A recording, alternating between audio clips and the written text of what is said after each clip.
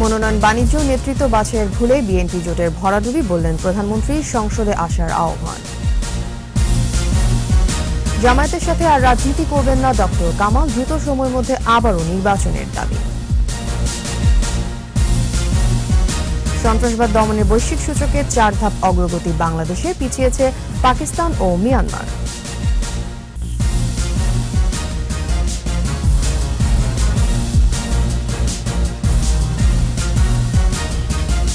শুনছিলেন first security ইসলামী bank limited সংবাদ শিরোনাম। আমন্ত্রণ জানাচ্ছি রাত 9টার 21 সংবাদে, আর আপনাদের সাথে থাকছি আমি তাসনিম আফিফা। জাতীয় সংসদ নির্বাচন শান্তিপূর্ণ ও গ্রহণযোগ্য হয়েছে উল্লেখ করে গণতন্ত্রের স্বার্থে ঐক্যফ্রন্টের প্রতিনিধিদের সংসদে আসার আহ্বান জানিয়েছেন প্রধানমন্ত্রী শেখ হাসিনা। বিকেলে বঙ্গবন্ধু এভিনিউয়ে আওয়ামী লীগের কেন্দ্রীয় কার্যালয়ে যৌথ সভায় তিনি এই আহ্বান জানান। মনোনয়ন বাণিজ্য এবং নেতৃত্ব বাছাই ভুল না করলে হয়তো বিএনপি জোটের অবস্থান আরও একটু ভালো থাকতো বলেও মন্তব্য করেন শেখ হাসিনা। বিস্তারিত জানাচ্ছেন আকবর হোসেন সুমন। একাদশ জাতীয় সংসদ নির্বাচনে নিরঙ্কুশ সংখ্যাগরিষ্ঠতা নিয়ে সরকার গঠনের পর প্রথমবারের মতো দলের যৌথ সভায় অংশ নেন আওয়ামী লীগ সভাপতি ও প্রধানমন্ত্রী শেখ হাসিনা। প্রেসিডিয়াম সদস্য, সম্পাদক মণ্ডলী ও উপদেষ্টাদের এই যৌথ সভায় সভাপতিত্ব করেন শেখ হাসিনা।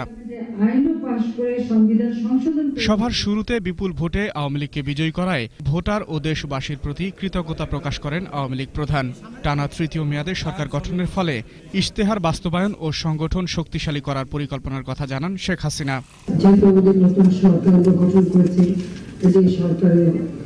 কার্যক্রম নিয়ে ভবিষ্যৎ বাংলাদেশে আমাদের যে নির্বাচনী স্থান বাস্তবায়ন করবো ইত্যাদি সব বিষয় নিয়ে একটা আলোচনা আমরা করতে চাই এবং সংগঠনকে আরো কিভাবে শক্তিশালী করা যায় সেদিকে বিশেষ করে দৃষ্টি দিতে হবে।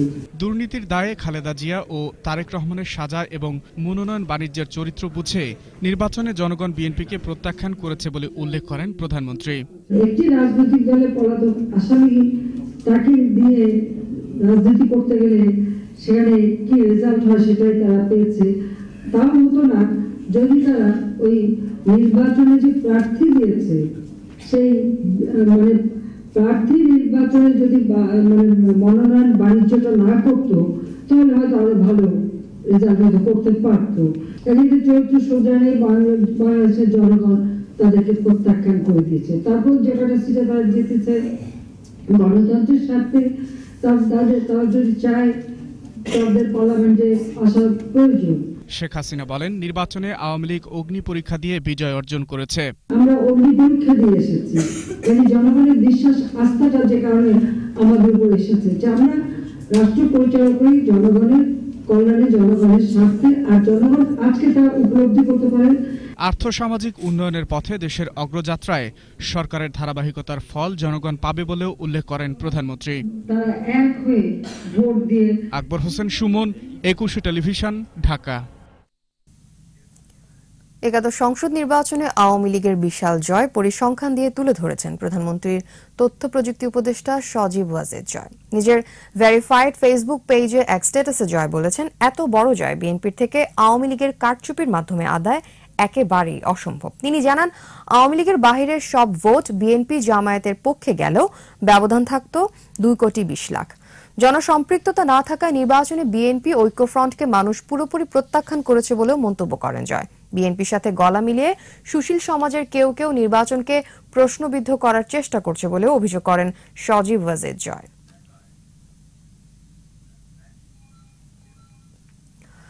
নির্বাচন নিয়ে দেশে বিদেশে কোনো বিতর্ক নেই বলে মন্তব্য করেছেন আওয়ামী লীগের সাধারণ সম্পাদক, সড়ক পরিবহন ও সেতুমন্ত্রী ওবায়দুল কাদের। এদিকে ঐক্যফ্রন্টের সংলাপের দাবি হাস্যকর বলে মন্তব্য করেছেন তথ্যমন্ত্রী ডক্টর হাসান মাহমুদ। রিপোর্ট স্মৃতি মণ্ডলের। সকালে রাজধানী শেরেবাংলা নগরে সড়ক নিরাপত্তা কর্মসূচি এবং বিআরটি এর মোবাইল কোর্টের কার্যক্রম পরিদর্শন করেন আওয়ামী লীগের সাধারণ সম্পাদক, সড়ক পরিবহন ও সেতুমন্ত্রী ওবায়দুল কাদের।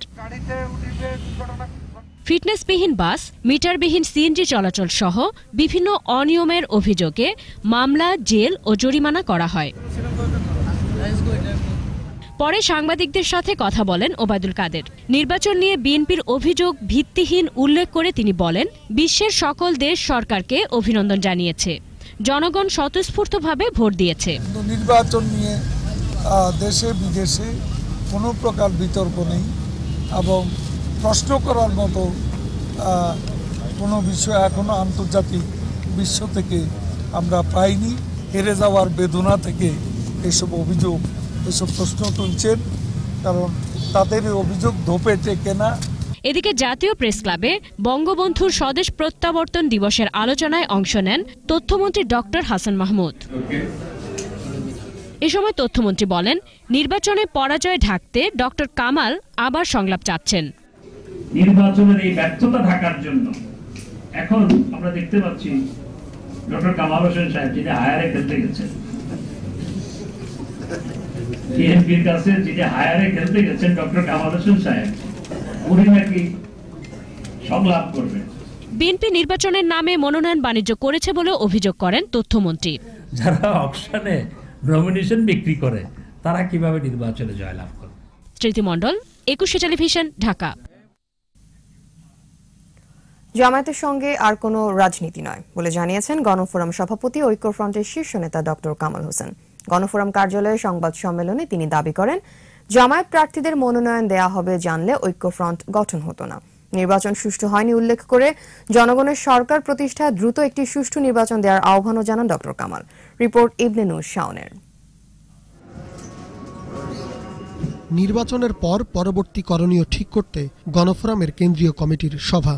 মতিঝিলে দলের কেন্দ্রীয় কার্যালয়ে আয়োজিত সভায় উপস্থিত সিনিয়র নেতৃবৃন্দ এবং সেইখানে পরিষ্কার। সভা শেষে সাংবাদিক সম্মেলনে ডক্টর কামাল হোসেন বলেন, সুষ্ঠু নির্বাচন, গণতন্ত্র ও সংবিধানের পক্ষে ঐক্যবদ্ধ রয়েছে দেশের জনগণ। 30 ডিসেম্বর নির্বাচনের মাধ্যমে জনরায়কে উপেক্ষা করা হয়েছে বলে মন্তব্য করেন তিনি। 2-3 মাসকে মধ্যে আরেকটা ভালো নির্বাচন করে দেওয়া, তার চেয়েও কমে সময়ও করা যেতে পারে তারা চাইলে, তো যেখানে সকলেই অংশগ্রহণ করে ভোট দিতে পারে। সাংবাদিকদের প্রশ্নের জবাবে তিনি বলেন, জামাতের সঙ্গে ঐক্যে যাওয়া ভুল ছিল। জামাতকে নিয়ে আমরা রাজনীতি কোনোদিন করার কথা চিন্তাও করি নাই। যেটা বলা হয়েছে যে করেছি সেটা আমি সঙ্গে সঙ্গে বলেছি, এটা তো আমাদেরকে বলা হয়নি যে তারা থাকবে এর মধ্যে। এর আগে লিখিত বক্তব্যে দলের সাধারণ সম্পাদক মোস্তফা মহসিন মন্টু দাবি করেন, ঐক্যফ্রন্ট গঠনে তাড়াহুড়ো করতে গিয়ে কিছু ভুল ত্রুটি হয়েছে। আগামী 23-24 মার্চ 2019 ঢাকায় গণফোরামের জাতীয় কাউন্সিল। এদিকে নয়াপল্টনে বিএনপির কেন্দ্রীয় কার্যালয়ে আয়োজিত সংবাদ সম্মেলনে দলের সিনিয়র যুগ্ম মহাসচিব রুহুল কবির রিজভী মন্তব্য করেন, জোর করে ক্ষমতায় থাকা আওয়ামী লীগের জন্য বিপজ্জনক হবে। মহাডাকাতির ভোটের জবাব তাদের কাছে নেই।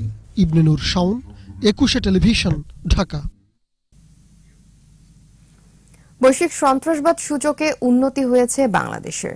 গ্লোবাল টেররিজম ইন্ডেক্সে 163টি দেশের মধ্যে বাংলাদেশ 25তম অবস্থানে। গত বছর ছিল 21।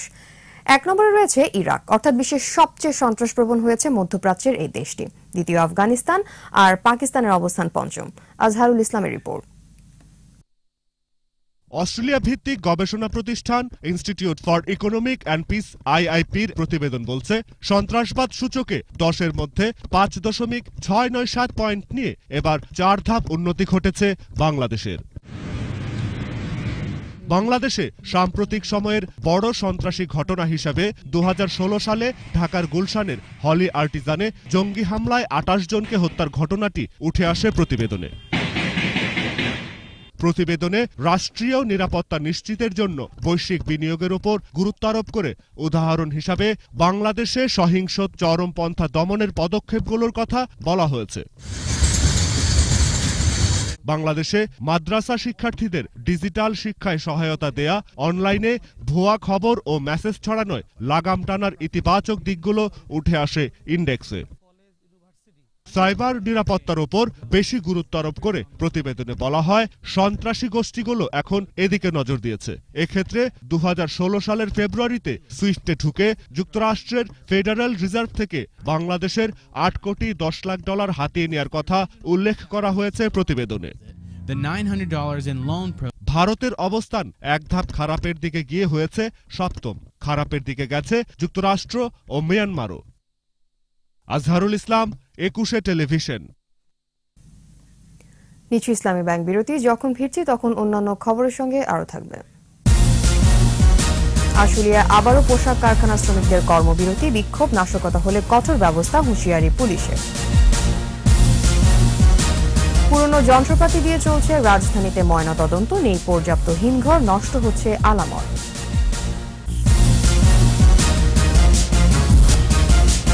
স্বাগত আবারও রাত 9:21 সংবাদে। গাজীপুরের টঙ্গী বিসিক এলাকায় বেশ কয়েকটি পোশাক কারখানার শ্রমিকরা বেতন ভাতা বৃদ্ধির দাবিতে আজও বিক্ষোভ করে। এদিকে আশুলিয়া, জামগড়া ও কাঠগড়া এলাকার কয়েকটি পোশাক কারখানার শ্রমিকরা কর্মবিরতি পালন করে।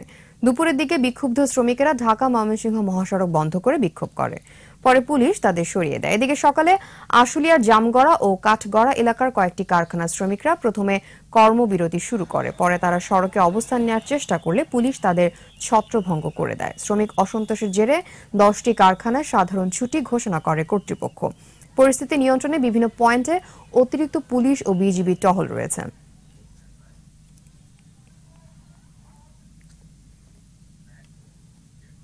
পোশাক শ্রমিকদের আন্দোলনে কেউ যদি ব্যক্তি স্বার্থ বা গোষ্ঠীগত স্বার্থ হাসিলের চেষ্টা করে তাদের আইনের আওতায় আনা হবে বলে জানিয়েছেন ডিএমপি কমিশনার আসাদুজ্জামান মিয়া। দুপুরে রাজধানীর মিরপুরে পিছিয়ে পড়া তৃতীয় লিঙ্গের মানুষের মাঝে শীত বস্ত্র বিতরণ শেষে সাংবাদিকদের সাথে কথা বলেন তিনি।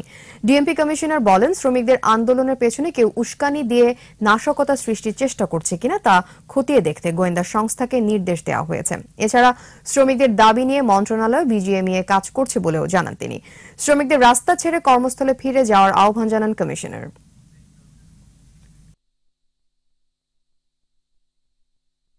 আমরা এটা খতিয়ে দেখছি যে এটার পিছনে কোনো গোষ্ঠীর বা কোনো ব্যক্তির হীন স্বার্থ চরিতার্থ করার জন্য এই ধরনের উস্কানি দেওয়া হচ্ছে কিনা। এই ধরনের অজুহাত দিয়ে রাস্তায় নেমে এসে জনগণের দুর্ভোগ সৃষ্টি করা এটা কাম্য হতে পারে না। দর্শক, এবার আমাদের সাপ্তাহিক আয়োজন সোশ্যাল ইসলামী ব্যাংক লিমিটেডের সৌজন্যে 21 চোখ।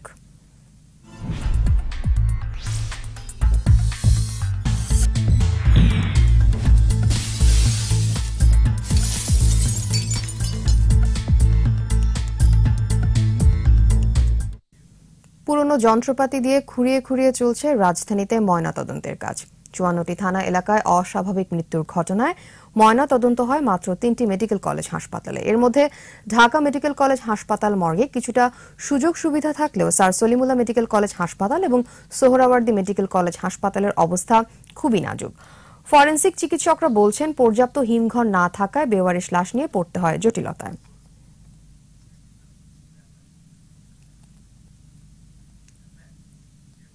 এই নিয়ে বিস্তারিত থাকবে রাত 10:21 চোখ অনুষ্ঠানে। দেখার আমন্ত্রণ রইল। এই পর্যায়ে আবারও নিচ্ছি ইসলামী ব্যাংক বিরতি, ফিরে এসে আরো যা থাকবে।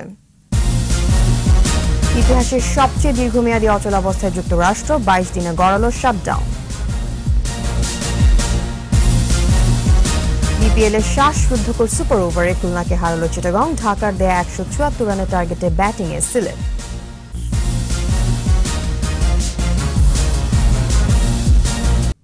শেষ করছি সকাল 9:21 সংবাদ। যাবার আগে ফার্স্ট সিকিউরিটি ইসলামী ব্যাংক লিমিটেড সংবাদ শিরোনামগুলো আরো একবার।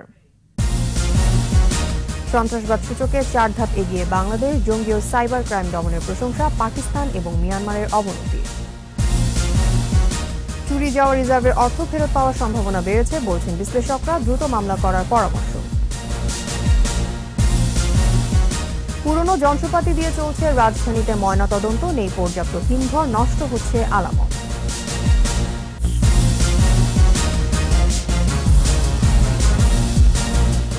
সর্বশেষ খবর জানতে ডায়াল করুন 202 নম্বরে আর ভিজিট করুন 21-tv.com এর ওয়েবসাইটে। এছাড়া ফেসবুকে লগ ইন করতে পারেন facebook.com/2124 অনলাইনে। এতক্ষণ সাথে থাকার জন্য ধন্যবাদ। পরের সংবাদ বেলা 11টায়। দেখার আমন্ত্রণ রইল 21-এর সাথে।